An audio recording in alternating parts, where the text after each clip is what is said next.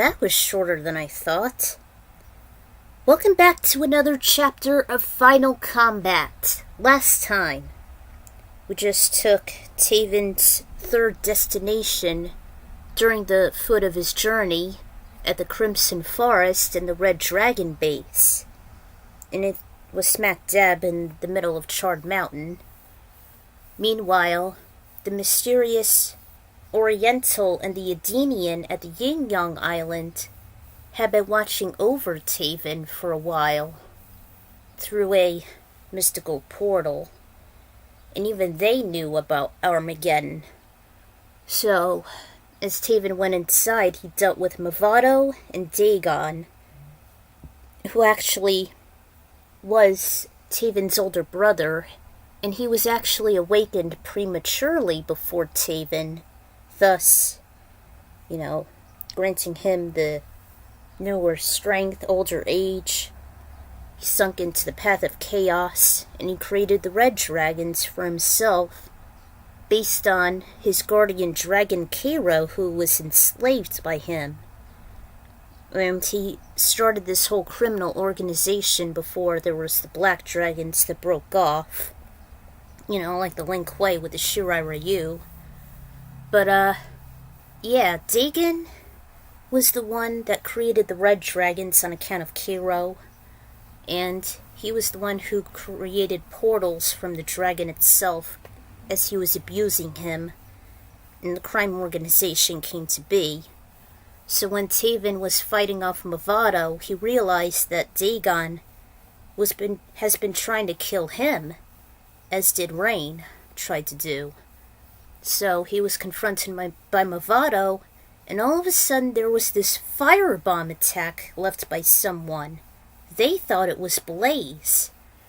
And so there was this fiery escape, and the mysterious Oriental led Cairo to safety through the Yin-Yang Island, and the Edenian cared for him.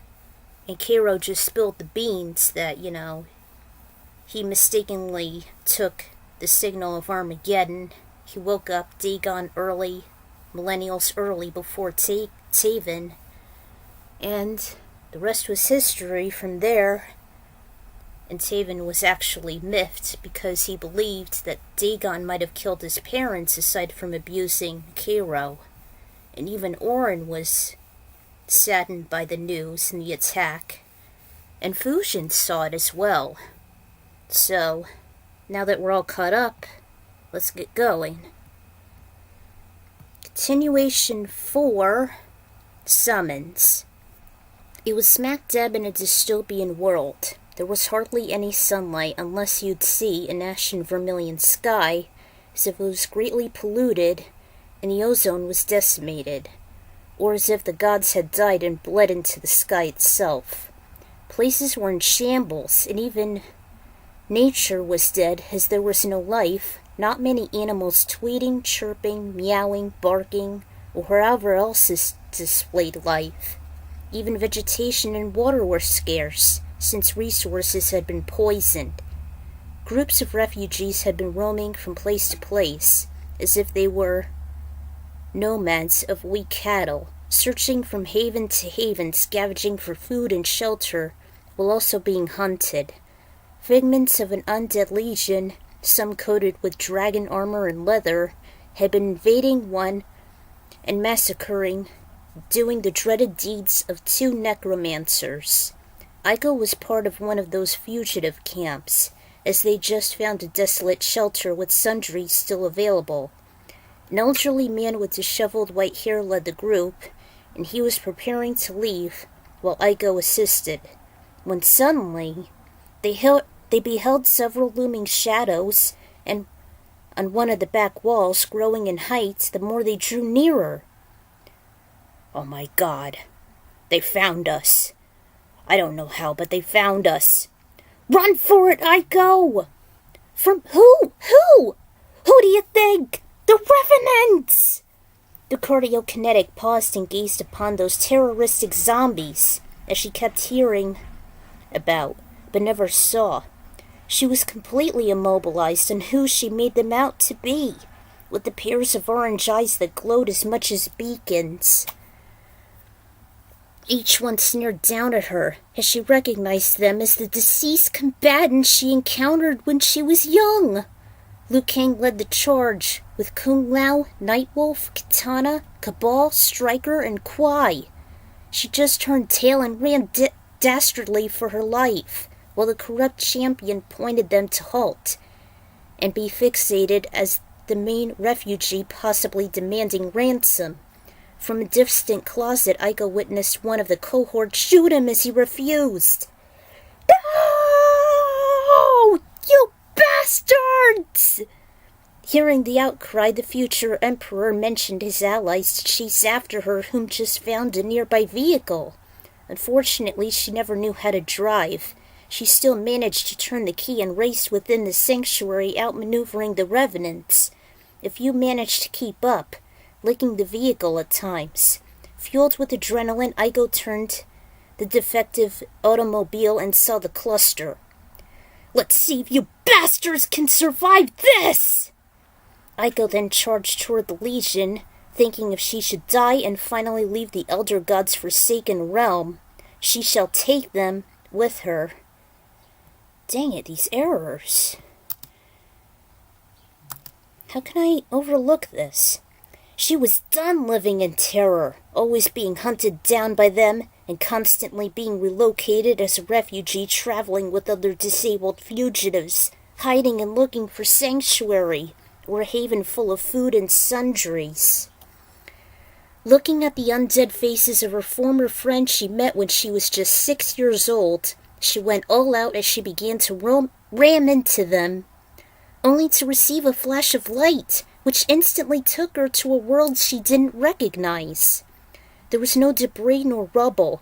Every structure was clean, neat, and dazzling underneath the clear night sky. All of a sudden she steered into an opaque alley, trying her best to hit the brakes. She could only scream and jump out of the runaway vehicle. She simply rolled onto the concrete while her devilish ride crashed into the nearby barrier and exploded. Aiko just gazed onto the newly made barbecue and readjusted to her spanking new environment. "Aiko! Aiko!" She looked back at the male voice, startled, thinking it was still the zombified Liu Kang calling her, although it was only Kung Lao who awakened her. They actually shared a bed together in her room. The morning sun was shining through at the unisex chamber. Aiko kept wiping thick layers of sand from her eyes as her lover expressed his concern. "Are you all right? You were flailing as if you had a nightmare." He leaned and made a warm kiss on her forehead. "It was nothing." Lao just rubbed her back tenderly. "No. I don't believe it, Aiko. I had seen you thresh around. You actually woke me up." Aiko sulked, struggling to keep her eyes open. "Oh, I'm sorry. I never had a episode as bad as this. And I thought my stims were as bad. Actually, this was the third night in a row you'd subconsciously acted like this." "Oh, man, She held it in shame and fatigue. Lao just simply rubbed her shoulder. "Come on, it's late. We should rise up and get ready." As they had breakfast, Jim's mom was chirpy as she couldn't get enough of the sudden newsbreak she was jabbering in Mandarin, in which only her brother-in-law knew. Jin himself just rose for school, and is a teen now. His schedule was hectic, with sporadic routines starting at 8 in the morning to 4 p.m., because he's in middle school, and apparently that's what the Chinese school times are. I know, it's ridiculous. Way more than America's standards. After she turned on the nearby small screen, standing on a small counter, Lao translated for Aiko with a white banner, there was a sudden firebomb in Charred Mountain, specifically in Amazonia. She wondered why China would take interest in a very distant location at the other side of the world. Even Lao and Jin's mom were puzzled, but the alert continued the impact as if by a meteor which incinerated many Red and Black Dragon members. Aiko and Lao were thrilled, although a sudden series of chirps interrupted their joy.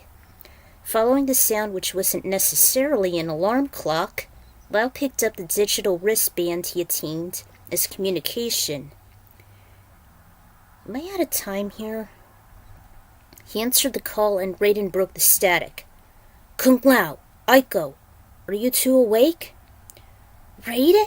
Raiden! Yeah, we are. What is it?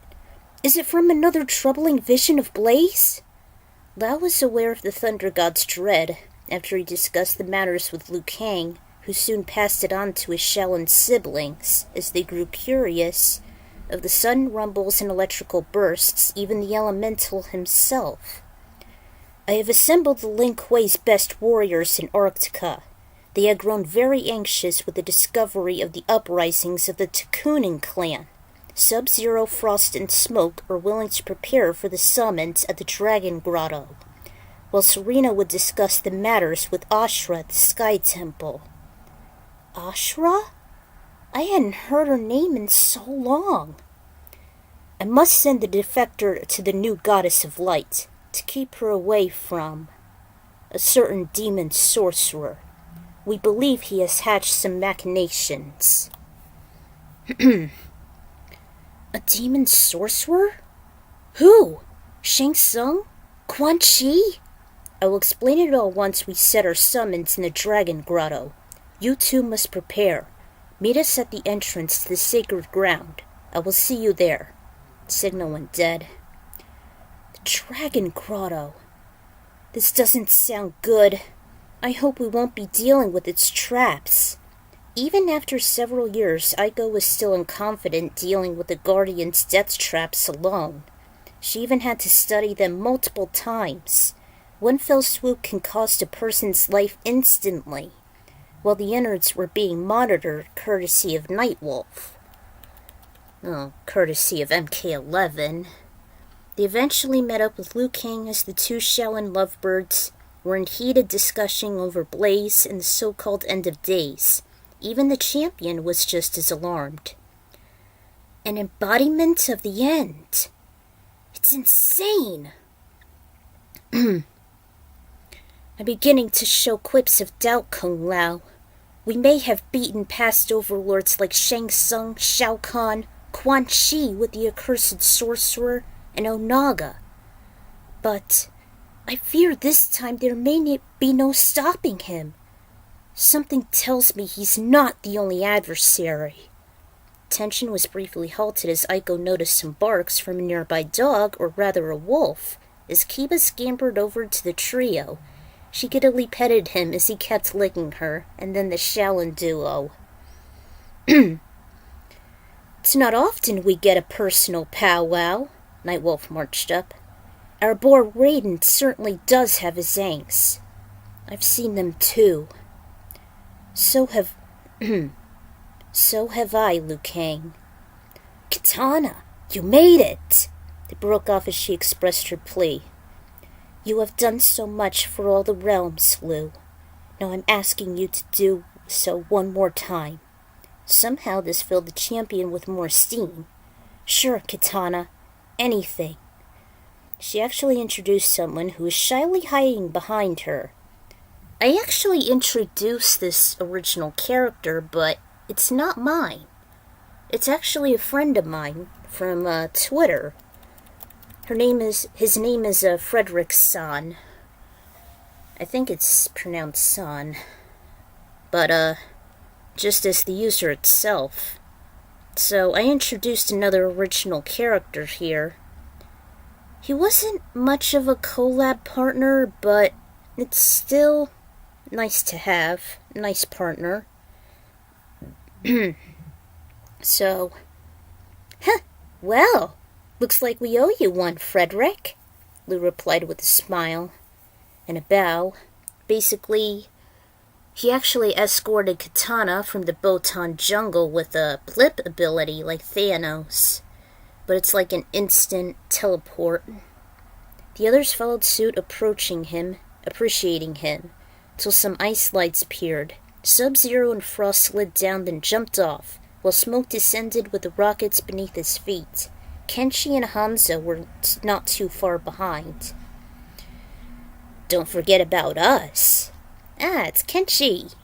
For once, he was no longer wearing the usual crimson blindfold, but instead his eyes were shown but only with glowing opal, as contacts, enabling the same shade instead of complete darkness. "Kenshi! What a surprise! You don't have your blindfold." He and Hanzo explained it all as a miraculous operation in Japan, and pleased that Takeda has been raised well with the Shirar Ryu, as Kenshi never regretted them, as his only option, aside from foreigners, that'd be either imperial or primitive. The junior just learned how to use his mind, which was developing rather quickly. Well, that's Takeda. Next, the sun portal appeared. There was Raiden. "All right, then. This is it. Are we ready?" Everyone walked through the rip one at a time, even the newcomer. They arrived within the heart of Earthrealm's life force, and it was shady, balmy, and calm of the occupants. Even Katana, Aiko, and Frederick were very thrilled. Raiden noticed for everyone to settle before he gave them the nitty-gritty. He gave off an irritated sigh. "Where is my kid brother when I need him? Fujin can only do so much." "What's wrong, Master Raiden?" "I assigned Fujin to gather the special forces, but he is late." "No worries. I can simply record our conversations and just transfer the data to them," Nightwolf offered. "I knew our new Linkway technology would pay off," Thomas said. "My apologies to you all. We have much business to discuss. As you are all aware, excepting you," mentioning to the new kid, "I had been receiving unrelenting and nerve-wracking visions at the end of times, as well as the mysterious elemental named Blaze. I had foreseen all of us reach a large pyramid as we found ourselves in a gruesome battle, determining the fates of all the realms and all of existence. Armageddon is truly upon us." "Blaze? You've seen him as well, Lord Raiden? As an Edenian, surely you would know." She nodded. "Yes, as a matter of fact, I do. I recently met him in my private quarters after Liu Kang left for Earthrealm. He insisted I should know of Armageddon, assured that our enemies shall be vanquished if events would unfold as plotted by him. He assigned me to gather all of you for the war ahead. But I needed to leave Edenia discreetly, so that my people wouldn't be so heartbroken and afraid. If I'm right, then our old nemesis may be involved in this. Then I found this young traveler after I spotted the awkward son of Argus, Taven. He seems to be our last hope to save all life. No one had ever heard of his name. I had also recently received word of a sudden attack on Charred Mountain. The Red Dragon base was hit, and the Special Forces discovered that Sector and his new Takunin clan are also on the rise. I still believe that wasn't an act of nature, but perhaps by Blaze himself." "He must be making his move," Kenshi stated. He offered to transfer Raiden's visions to everyone, even though it caused some fear and anxiety. "Yeah, the visions of Armageddon." "I have also received this, as a gift by the Elder Gods once I had attained their status after decimating Shinnok," shown them the amulet. "I never knew what its purpose served, until now," shown the cracks. "If I'm correct, this may be the key to averting, or rather enduring, the Battle of Armageddon." Kung Lao stood up. "Raiden, Aiko's been having some night terrors too, of her escaping from the Revenants in her dystopian time.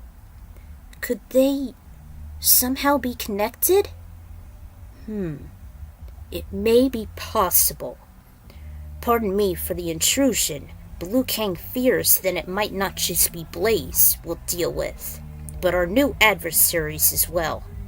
Hanzo's eyes widen in alarm with the inevitable possibility on dealing with his own dreadful assailants. Sorry for the interruption, guys. I ran out of time. Alright. Which is why I let Serena talk with Ashura, thus not being here. But you and Liu Kang can be correct. If my theory is true, then they can be hatching their own agendas in the Nether Realm. Ooh. Then, we must cut down their numbers first, before we should fight them in Armageddon, Frost exclaimed, as which Aiko agreed. Most of the crowd just cheered, agreeing with the apprentice, but Hanzo held up a finger. I don't know. If we should take out our enemies in the Nether Realm, it would all be suicidal. Besides, even if we should kill them, they'd return to hell and come back eventually. So, what must we do? What if Oniro should return, besides Sector? My clan became paranoid of the sudden return of that cyber assassin. Katana took a deep sigh. It was bad enough resolving that incident with the Shokan. And so we got a flashback here. Everyone listened as the Edenian princess was caught in the possibility of the Shokan relocating from Edenia and even Quaitan. They had enough problems relocating to Australia to start anew inside the palace throne room. Goro and Shiva were discussing with Queen Sindel on not being bodyguards nor staying in Outworld. She was surprised at the sudden thought. Shiva? You have served for many eons as my personal bodyguard and most trusted friend. Why are you and the Shokan willing to leave? Even Jade, Katana, Asgarth, and King Gerard were just as tongue-tied. The centaurs had no intention on quarreling with you nor your kind. And you have the Saurians behind your back, too. There may still be the vicious Tarkatans, but with the allegiance of the more docile Baraka, this may turn in the tides. We just want a change of scenery. We hadn't yet made it official nor set in stone. I understand relocating some of the Shokan to Earthrealm to defend it still, and the inhabitants may be intrigued. There was a series of hard stumps heading toward the exit, and the Edenian knight was frantic. Your Majesties, it's Kentaro! He's bashing through our men!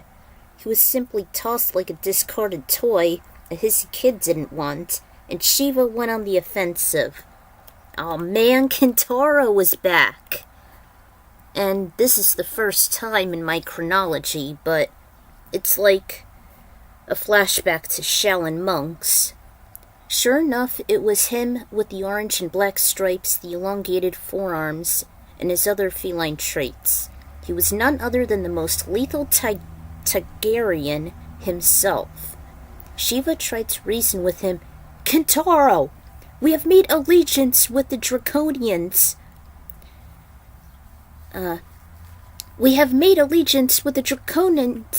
Honor Queen Sindel and King Gerard now!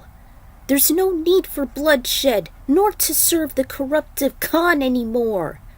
All he did was unleash a fireball which forced her back. The female Edenians put up their guard, before Goro stormed in and punched the feral beast. By comparison, the Outworld champion was more bulkier than his furry counterpart, and demonstrated his brutal strength. Both Shokan could perform their usual fiery projectiles and fatal jumps, so it almost seemed to be at a standoff, until Kentaro had his limbs clipped by the unstoppable ferocity as Goro wrecked him like a truck. I didn't have a lot of battle ideas, so I apologize. Severely wounded from the brawl, Kintaro looked up at his victor, who growled over him. Goro flexed his arms, then stomped toward the powerless beast and just offered a hand. With a disgusted sigh, Kintaro never accepted, although his body was encased at a great mist for a short while. He noticed he was healed by Charred's soul kinesis. The ferocious feline was shocked, seeing his arms as flimsy and pointless as ever. He slowly stood up agog. But why? I had realized there's been no purpose on fighting amongst ourselves, Kintaro, as long as you no longer work for Shao Kahn. Well, Goro and I even brokered a deal with the centaurs just several years ago, Katana offered with a serene, confident tone. Kung Lao was the one who helped to make it all possible, even resolving the dispute between him and the prince. At the sound of his name, Kintaro became irate, almost as if his eyes shot red. Kung Lao! That Earthman who killed me in Mortal Kombat! Silence, Shao Kahn!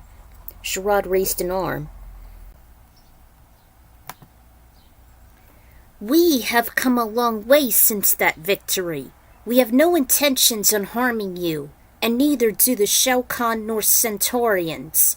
I know that kindness is forbidden, but without the diabolical emperor, many customs had changed for the greater good.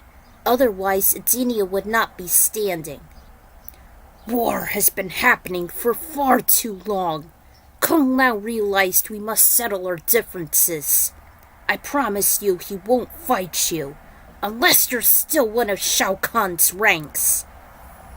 Besides, he has already betrayed me and my clan, and favored the centaur Motoro as we had failed to meet his expectations in the previous tournaments. The champion was correct when he said Khan never supported us. And me and Goro are planning to start anew in Earthrealm. What? It's as if I am in some wild dream. This is no dream, Kintaro.